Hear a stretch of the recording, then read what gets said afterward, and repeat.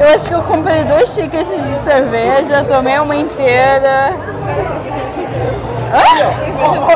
Quê? Cerveja é muito ruim. Eu acho que eu estou bêbada, finalmente. Opa.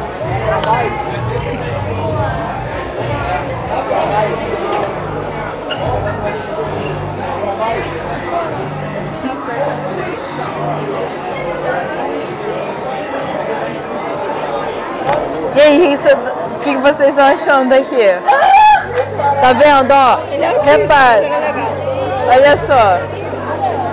Tá vendo que minha voz tá meio enrolada? Tá vendo que minha voz tá meio enrolada? Mônica? Claro que não é. Mônica? Por que você não falou lá quando eu conheci você? Mônica? Não é não? Não, é Mônica, Mônica.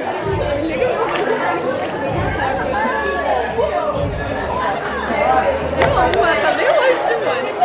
Aquela. Cadê o meu outro ticket de cerveja? Chega, amor. Mas eu ainda tenho um. Mas eu tenho que tomar mais um aí, daí eu relaxo. Que isso? Ela pode.